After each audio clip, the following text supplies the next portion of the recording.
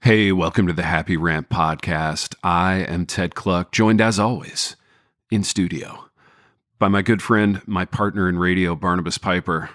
Pipe, we were going to be joined by our third partner in radio, Ronald J. Martin, but we learned that Ron travels to do the program even when he's at home.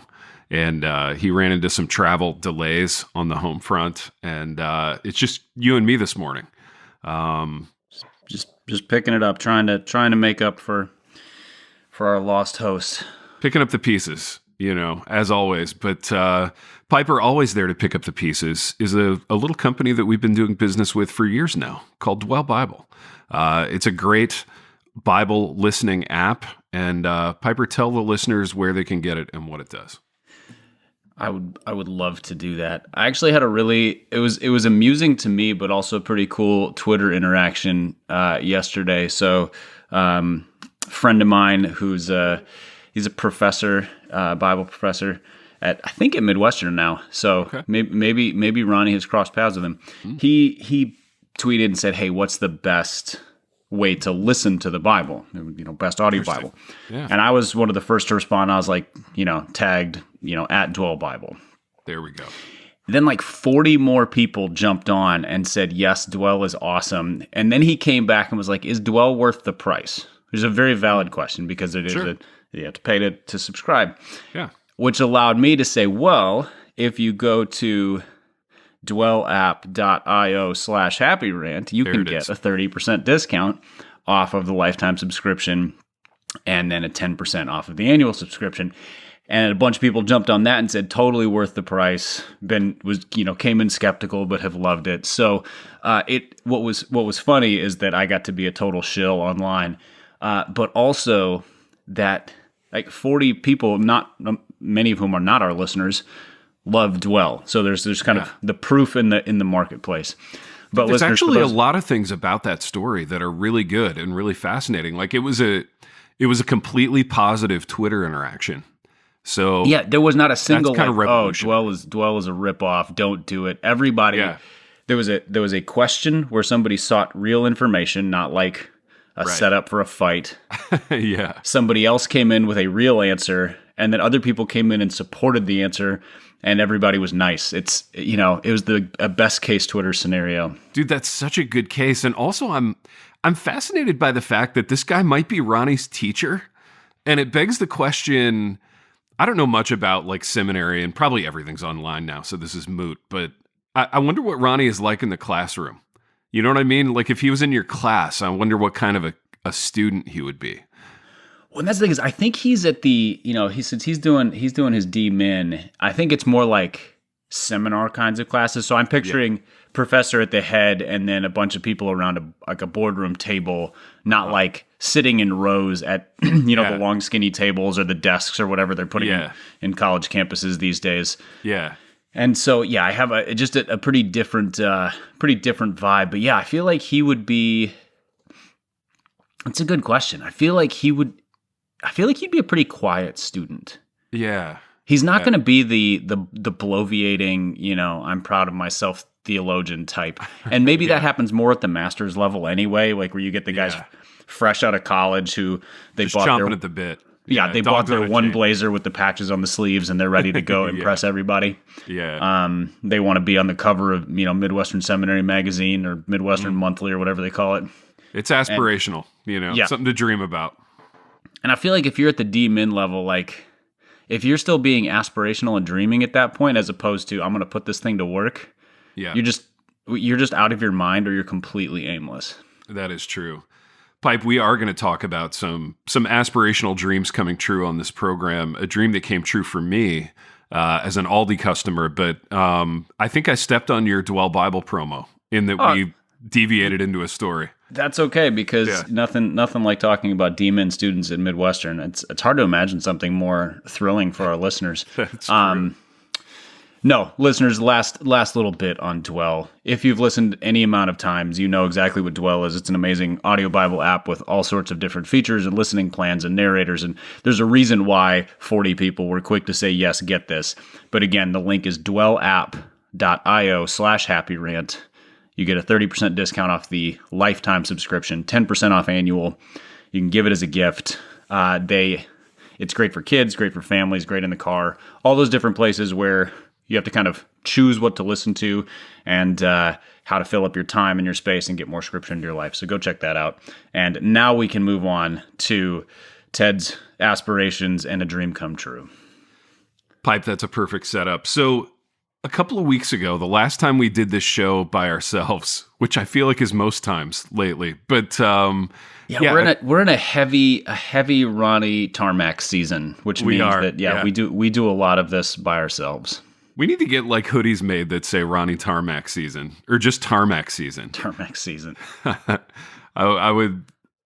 wouldn't wear one of those, but I would be excited to have that. But I would pitch it to somebody else. I would happily shill it. Yes, absolutely. So speaking of happily shilling, we talked about the grocery store chain Aldi a couple of episodes ago, and I think we connected over it.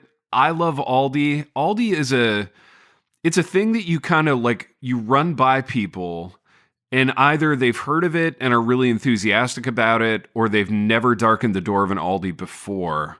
But we talked about it, and I talked about it somewhat lovingly, and I even indicated that we might be doing an all Aldi episode. And Pipe, I got to tell you, I got a long piece of fan mail from a listener who's also an Aldi executive. And I showed it to my wife, and she was, I could tell, prouder of me for this than of maybe any other single thing that I've ever achieved in my career. And she is an Aldi enthusiast as well. She's a huge Aldi enthusiast, and she's a chef, so she works in the world of food and like kind of traversing the area to find like good ingredients is a part of her life. So she has a unique relationship with Aldi. I would say, like, because I'm her husband, I have a unique relationship with Aldi. Like, they know me in there because of her. And they know you. That's impressive. Dude, they do. I know. It's kind of our dream, like our Cheers dream of like going in some place and being known and just being recognized. And yeah, because she goes in there so often and she's so friendly, they know me and they're like friendly to me because of that. And I'll say this. The norm of Aldi. I think I am the norm, including being a bit, shambling and overweight, but just walking around crushing some Happy Farms yogurt. Exactly, dude. Exactly. But you know how like grocery store checkout people in 2022, it's like, it's kind of a zombie apocalypse out there. Like if you even get a little eye contact and a hello, it's like a revolutionary act. The people at Aldi are like legitimately friendly people. I don't know where they find them or how much they're paying them, but it's remarkable. Like they're exceedingly kind. So my understanding is they like Aldi takes pretty good care of their employees. So it seems that way. Yeah, sure. like so we do almost all of our grocery shopping at either Kroger, and for those of you northern listeners, like if you're in the Chicago area, Kroger is like a Jewel Osco. It's just sort of your standard center cut grocery store. Yeah. Or at Aldi. And yeah, you can tell like one of these places is hiring 14-year-olds to bag groceries and like break stuff. Yeah. And the other one is Aldi, where they have a small number of employees who are always hustling, always friendly, and I think they actually like pay them enough to live on. So good for Aldi. Absolutely. So I'm going to read you some snippets of this fan mail, and I want to get your reaction to it. So the guy says, I've been a listener of The Rant for a few years now, and I'm loving Cluck. That's my new podcast. Shout out at Cluckcast. Please forgive me for using your .edu email, but I do not have social media and could not reach out through the more proper channels. So this guy's a kindred spirit, in that we both don't have social media. I love that he considers social media the proper channels and your actual email address. This weird transgressive, like, yeah. I'm sorry for reaching out. It's like saying, I'm sorry I showed up on your doorstep, when in reality, it's exactly what email is for. Exactly. I know it. He goes, I appreciate all you do, and both your podcasts are appointment listening for me every week. My ears definitely perked up a few weeks ago when Pipe mentioned taking his Happy Rant tote bag. Shout out the Happy Rant tote bag. We'll tell listeners where they can find those at the end of the program, to Aldi during a promo. But after listening to the most recent rant episode, I felt like I had to reach out. I am district manager for Aldi US and have been for the last 7 years. And if you guys really do cover Aldi on a podcast, I would love to answer any questions or contribute any way I can.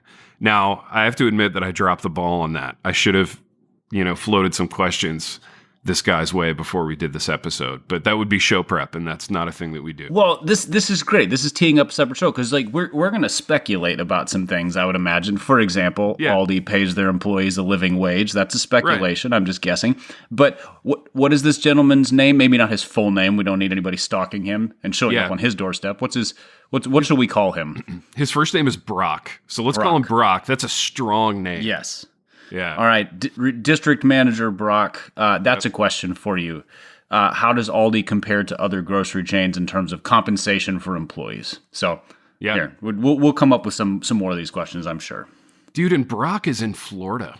So I just imagine him living this glamorous life, this glamorous Aldi executive's life in Florida where it's always sunny. There's never an ice storm like there was here last night. And, I just imagine a certain kind of lifestyle for Brock. He said several years ago, I worked in the Nashville-Knoxville market, probably in some of the stores you guys visit. Now I am back home in Palm Beach County, Florida. And he said, if Aldi did any advertising, I would lobby to get you boys some promo work. But we save the promo cost and pass the savings down to the customers.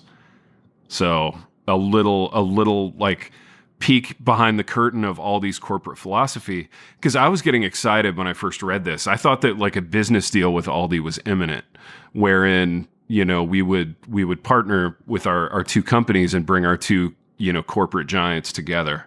But alas, it looks like this is just going to be a friendly relationship, Pipe, unless you're seeing something different. Well, no, I mean, they don't spend any money on advertising, which you've never seen an Aldi ad, like not even on like, That's true. Not even on like bus stops where they have they have little signs in there. There's not even like Aldi bus stops or park benches or whatever. That's true. But I think that's kind of, I think that's how they do everything. They're like, we only hire 5 employees so we can pay them well. And then customers get to save money. You have to do the quarter in the cart thing, which drives some people crazy. But I think it's their way of A, not having carts stolen, and B, not having cars dinged up in the parking lot. I'm all for it. So I think everything funnels to customer savings. I think so too. I appreciate this.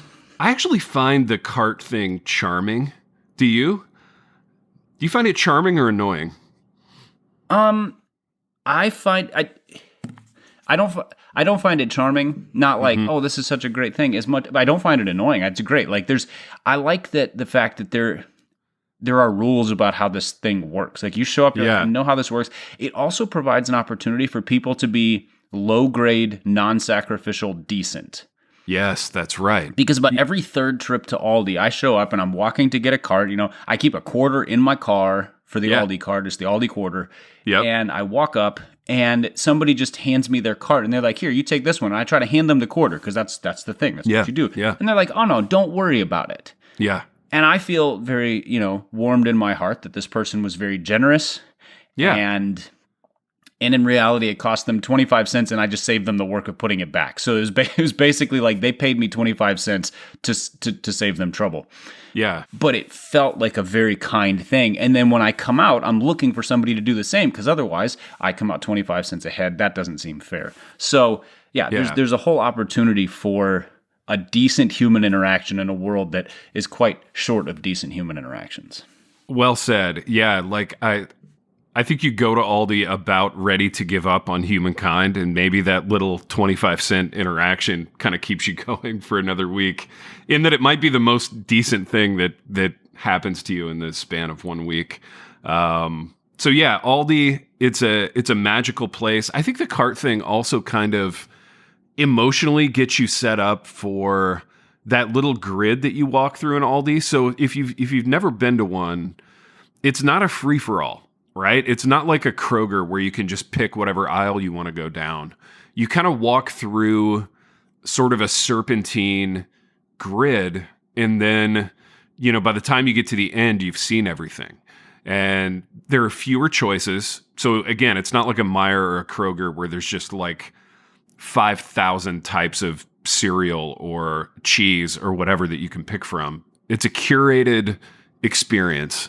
And which is great because, like, how many times have you stood there in front of like Kroger's or, Publix or whatever, their spaghetti sauce aisle? They have a spaghetti sauce aisle. It's insane. Right. And you're like, I don't know. Do I get the marinara? Do I get the roasted garlic? Do I get the roasted tomato? Do I get that with meat, without meat? Like, there's just 77 options. And in reality, you're just going to dump it in a pot, add some ground beef and some garlic and throw it on noodles. At Aldi, it's like, well, you've got the slightly higher end that they call organic and the normal. Make a choice. And you're 5 seconds and you're done. It's great. I will add that since our economy has been circling the drain, Aldi seems to be the only grocery store chain that actually like still has the stuff that you go to get. Like, going to Kroger now is an experience in like, oh, I wanted ground beef and they just don't have any, Yes. So it's the experience of like shopping in Serbia while also shopping in America. And the employees there are about as nice as Soviet era, Serbian soldiers too. Exactly. So, shout out Aldi. They're doing an amazing job. With the time that we have left, Piper, and I'm going kind of off script here because I feel like all of our suggested other ideas in the group chat were sort of Ronnie dependent. This one is about Ronnie, but it doesn't require his presence. Oh, perfect. These are my favorite. I want to parse and sort of pre-write his Super Bowl Sunday tweet. And I want to ask you if you think he has a template that he just dusts off and like fires out every year, or if he thinks he's coming up with this on the fly each year. But I've known Ronnie for like 12 years now, and his Super Bowl Sunday tweet it's always the same. It's always like something about a party. Like, I wanted to have a party. I'm too cool for football / I don't understand it / I don't like it / I don't even know who the teams are or why their stupid names or uniforms matter. So there's always that. Like, I want to have a party. I want to have food. Like Rams, Bengals. What's a Bengal? Something like that. Something about his wife. And it's always some version of that same tweet. And my question to you is, why does he do this? Because for me, and it's weird what what we get offended by in the world, right? Like, so for me, I really think next to like Christ and my wife and my 2 kids, I probably love football like third. Like, it's Christ, my immediate family, and then football. So I think I take anybody coming at football in kind of a personal way. So yeah, like, why does he do this? What's he aiming at? Like, who is that tweet intended to like delight or impress? Is that the like, I'm going to connect with Karen Swallow Pryor and Makoto Fujimura kind of tweet, or what's he going for there? Oh, I mean, it's you're not on Twitter, which is is probably better for all parties involved. But there's a growing number, kind of a Twitter cul-de-sac, if you will, the neighborhood of people who love to call football sports ball. It's the sports ball. You know what I mean? Yeah. The snide. All sports are Neanderthal, and I like to feel slightly superior because I don't follow it. Like, what an interruption. I want to go back to talking about politics because that's going so well. Yeah, I mean, and the thing is, everybody has their dumb hobbies that they nerd out over and that other people are disinterested in. Sports is just a more popular one, so you get to feel slightly more superior if you're not into it. I need to look up a tweet that Ronnie already posted that I think he's pre-gaming for the Super Bowl. Let's see here. To get through his Wordle scores. And by the way, what's Wordle? I've been hearing about this, but it's a thing that I muted on Twitter because it was filling up my feed and it's annoying. It's some sort of word guessing game that might actually be really fun, but I'm never going to find out because it annoys me on social media.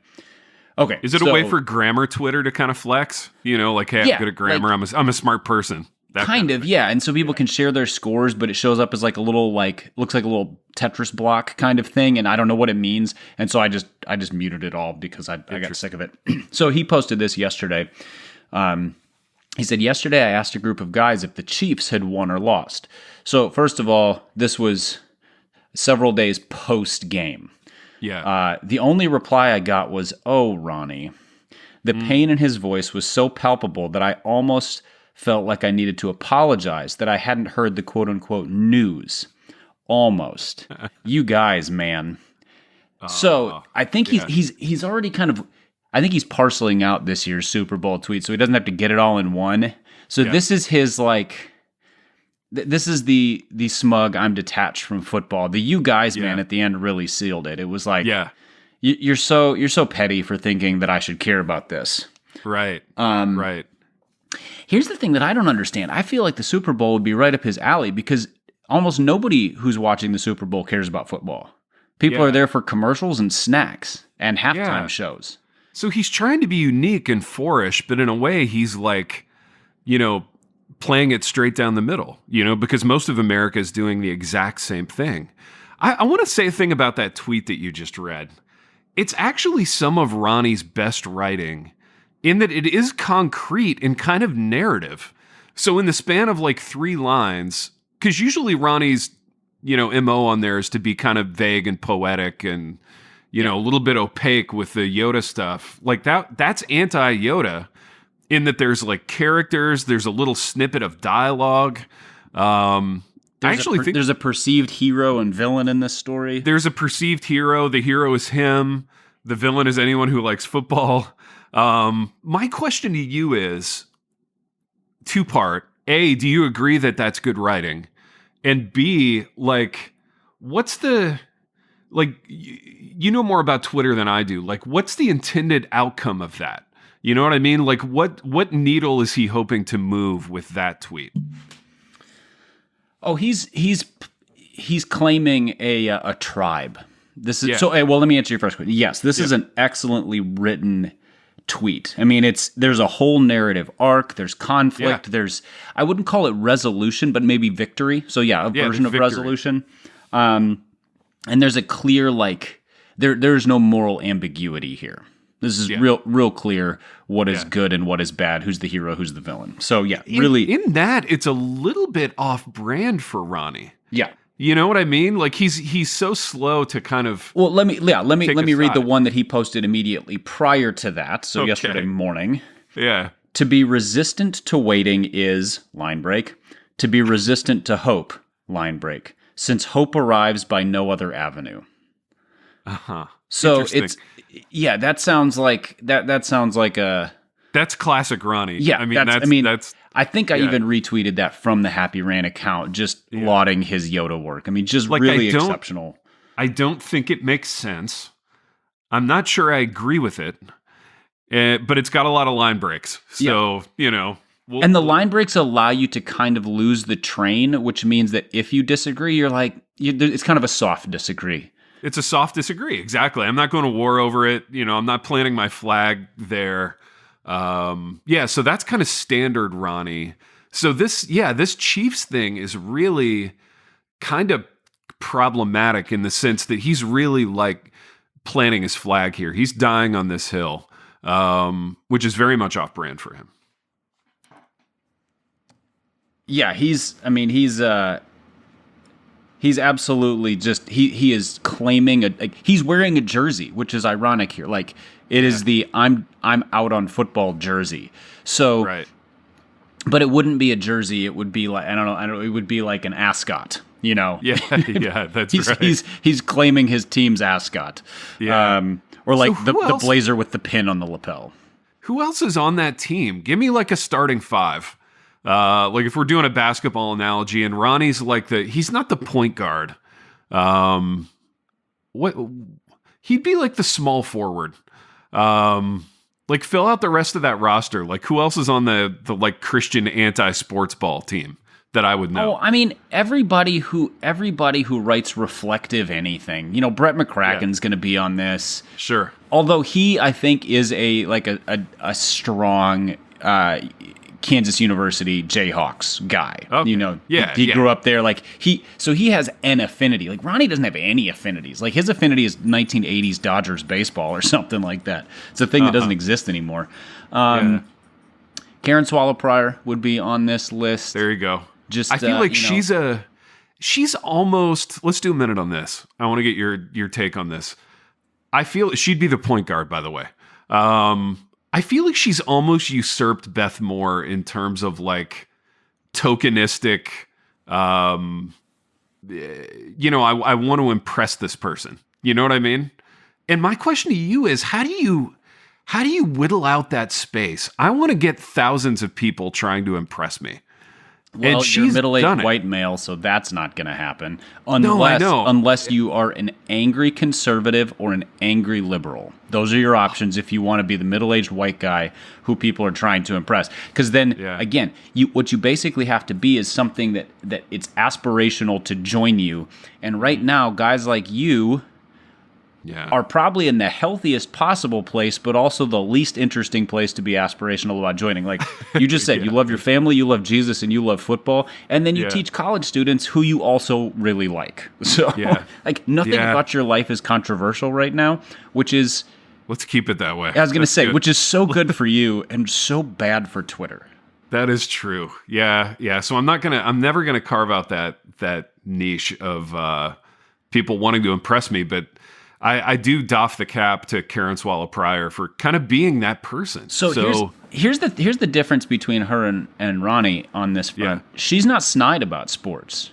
Okay. She'll just kind of shrug and be like, I don't know what's going on. Like, sports are, in the same way that you might be about, like, I don't know, the multiverse or something like that. You shrug and be like, I know it exists or whatever. People talk about it. I know it exists. I know care. Lots of people like it. Yeah. In a way, I almost wish I could care about it, but I just don't.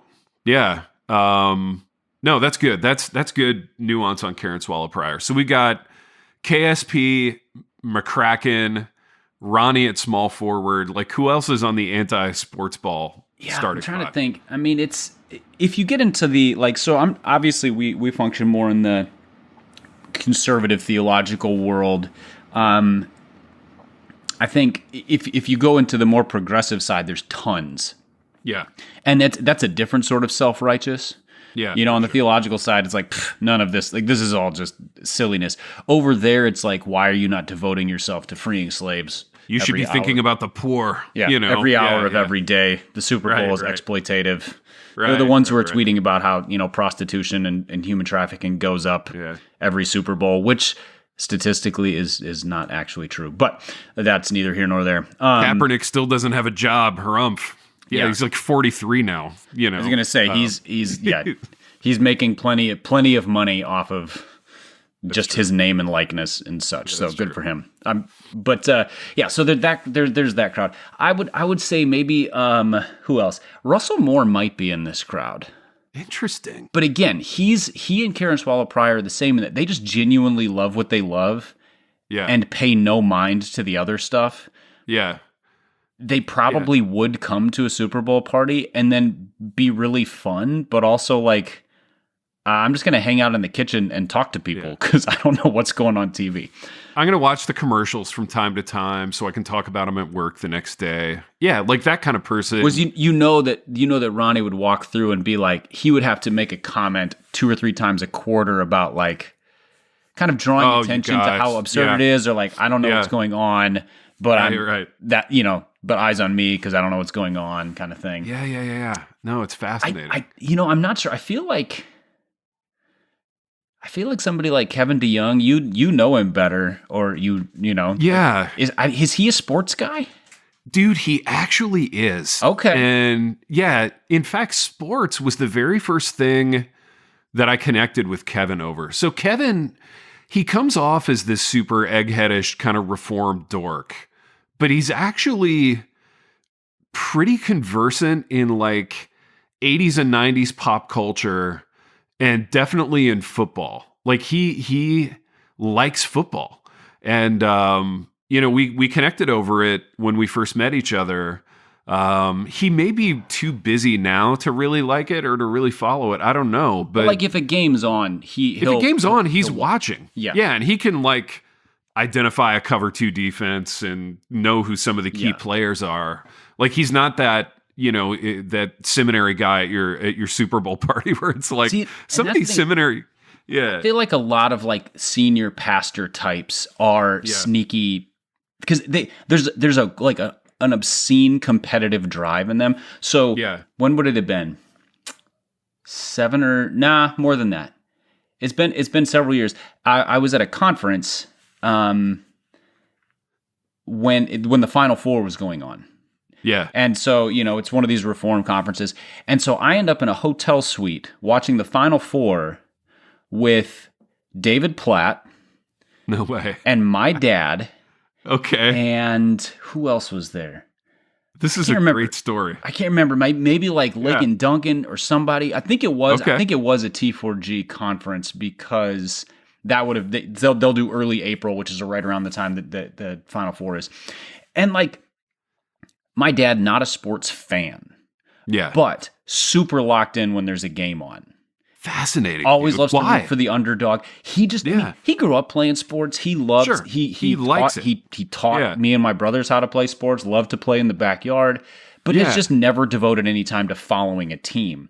Right. But like the big games and stuff, he gets excited. Like he's like, "Oh yeah, we're watching the Final Four." So it didn't really matter to him whether it was a team that he cared about. He was just there for the competition.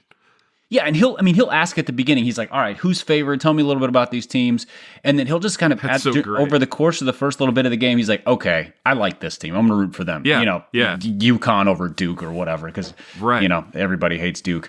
And like Platt was the same way, like quiet, super intense, but like locked in on the game. Yeah. So those all of the sort of front men pastors, I think, are out of this conversation. Yeah. It has to be people who work in more of the academic or they're smaller church. They're trying to be more of the Eugene Peterson types.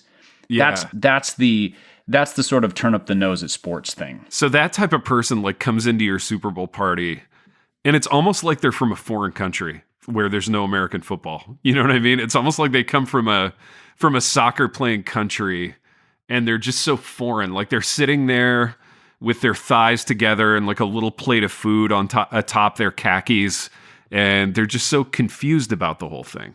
Whereas Ronnie is like, I'm not just confused about it. I'm like, I'm waging war against it while at the same time wanting to have the party, and wanting credit for having had the party, and wanting credit for being like, I love good food, I love my wife, harumph, eye roll about football.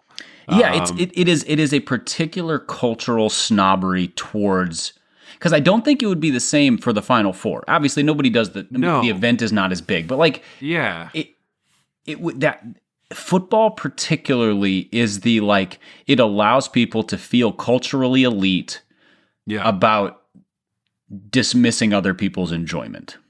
Yeah, and it's also like very much a part of the cultural fabric where he lives. So like football and Ohio are synonymous. So he probably feels low-grade frustration most of the time, like, driving around his town, driving past like a packed stadium on Friday night with the lights flickering in the distance, which I'm getting all romantic about just talking about it. You said that and I was immediately like, oh. I know, I got chills, dude. I'm like, yeah, I want to be there. But to Ronnie, it's just like an impediment.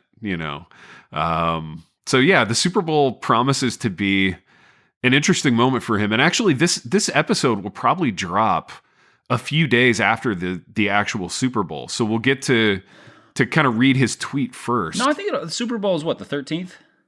Yeah. So it'll come out before that. So this will come out a few days before. Yeah. So this is a true like prediction, and listeners will be able to hear this and then see how Ronnie handles it, because he's not going to listen to this.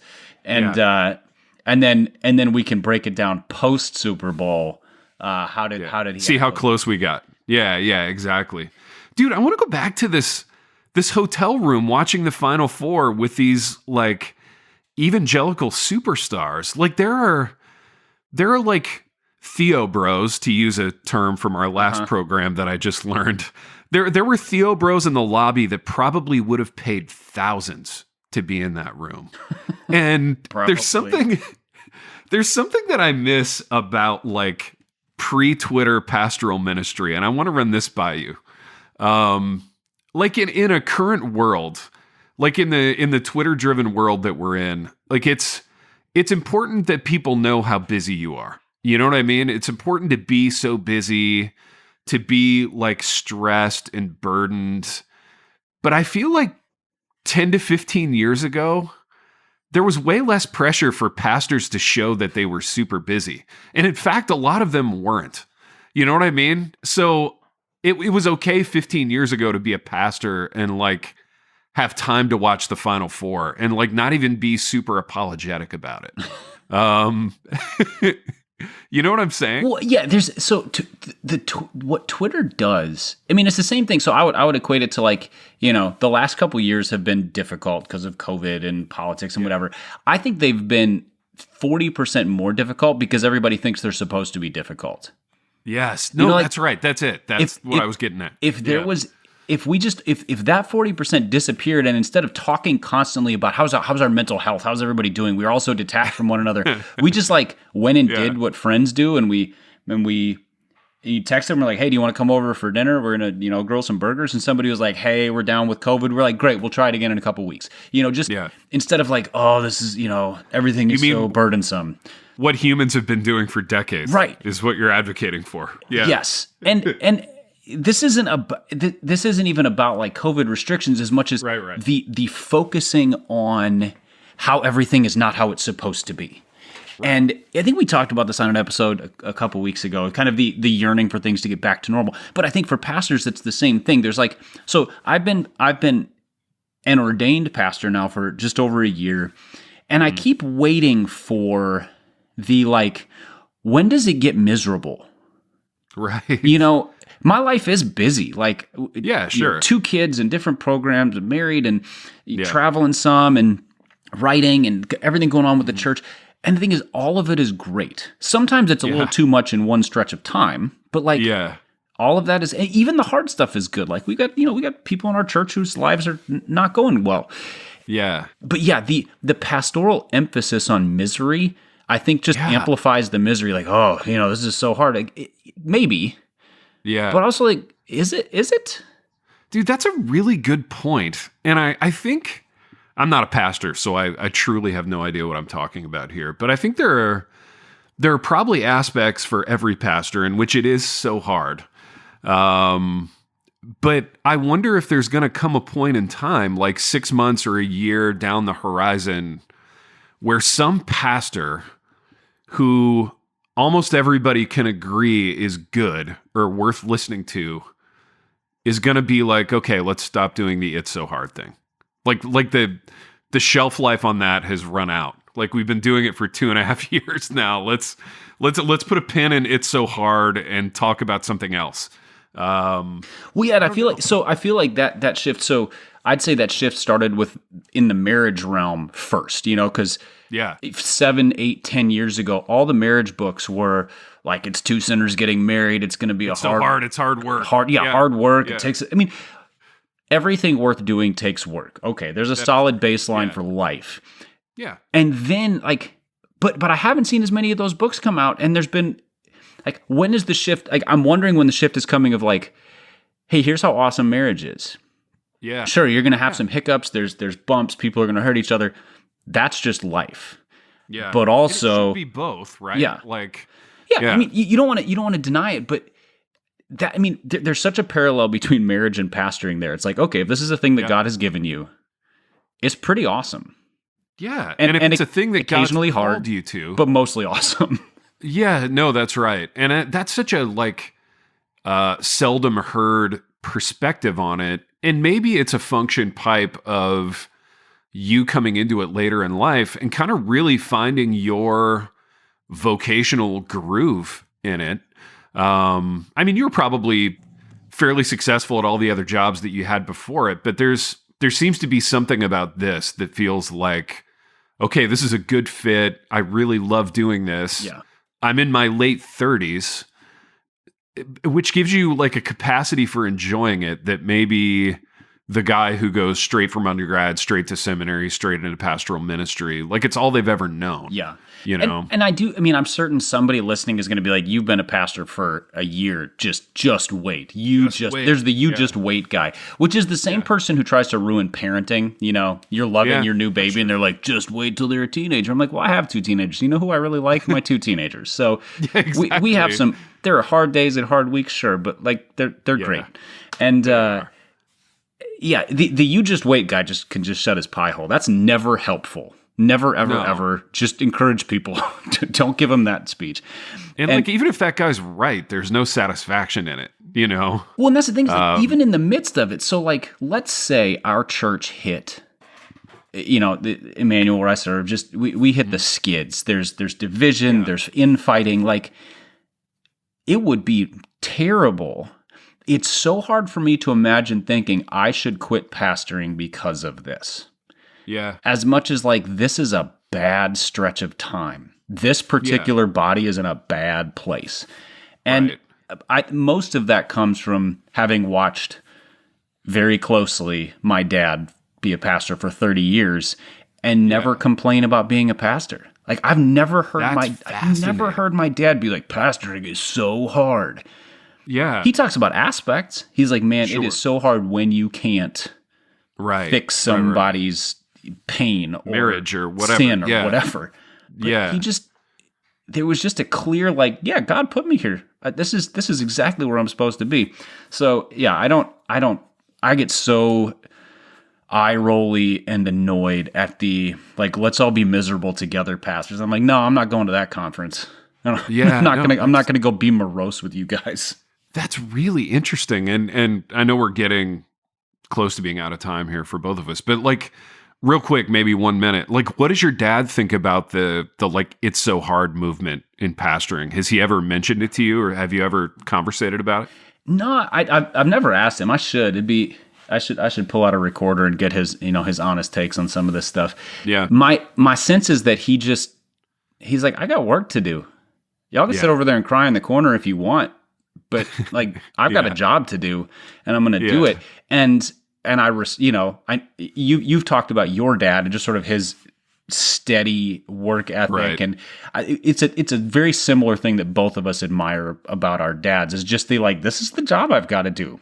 So I'm going to do it. Yeah. And yeah, I think I would love to exemplify that so that the 20-year-olds who are considering ministry look at it and they're not just barraged by this is going to be emotionally draining and pastoral burnout and all this stuff. I'm like, I think a huge portion of pastoral burnout is pressure people put on themselves and absorb from social media and that nonsense instead of just doing the job. Yeah, no, that's a great word, man. And it's a great word to end on. And I think the echo chambery aspects of social media, like if you've got 1,000 hypothetical people in your ear every day going, it's so hard, it's so hard, it's so hard. Obviously you're gonna take on aspects of that, you know? And again, this is probably an argument for like having a couple of people in your local church body with whom you can share the hard things rather than sharing it with like 2,000 strangers. I don't know. I'm rambling. I don't know anything about pastoral media or really social media, so I'm really out of my depth here. It's been said 1,000 times, but watch, if you're on Instagram, you're just getting people's highlight reel. I think if you're on Twitter, you're just getting people's low light reel. It's true. Like it's whatever they're bothered by or pissed off at. And so like, if you follow a bunch of pastors and all you're getting is the like, this is what's miserable, you're totally missing all the good stuff. Also missing all the good stuff in your own life. I think there just has to be a pretty clear sense of like, social media is not reality. It is a spotlight on different pieces of reality, and it can totally skew perspective. Totally. Something I'm not bothered by, Pipe, is visual theology and our partnership with this great company. Yes. They have made gear for us. They have made elite gear, gear that's amazing to wear and carry. Tell them where they can get that, Piper. Yeah, so if you go to thehappyrant.com, that is our website. It was designed, and all of our gear was designed by Josh Byers, who's the same guy who runs Visual Theology. So if we've talked about them in the past, great resources for churches and Bible teachers and stuff. That's visualtheology.church. You can go check them out. Our stuff is at thehappyrant.com. Valentine's Day is coming up. I don't know what says I love you to that person in your life more than like "you're so money, baby" on a t-shirt, or giving them that sweet opportunity to be a C-list celebrity, or the notebook for them to write their next bestseller, which will sell tens of copies. All of that canvas can be found. bag to take to Aldi. Yes, nothing like a baguette sticking out of the end of a Happy Rant canvas tote bag.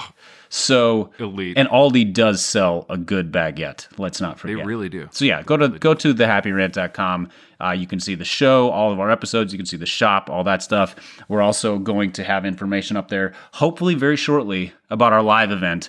That is there's a couple things that need to click into place that Ronnie is working on, and that will be right before what are we calling it? Well, we're calling ours the last laugh. I think theirs is the last gasp, T4G. So I love it. Pipe, I look forward to that. More of the same. We've done what we always do, in that we've wandered to and fro throughout a few topics. And it's not so hard to be a host of this program. And until next time. The Happy Rant is brought to you by Resonate Recordings. If you go to resonaterecordings.com, you can see the full range of services they offer. So if you're considering starting a podcast, they are the ones we recommend going with. Again, go to resonaterecordings.com to see their prices, to connect with them and ask any questions, and to see what they can do to help you launch, edit, master, and improve your podcast. Again, go to resonaterecordings.com to see what they can do to help you launch and improve your podcast.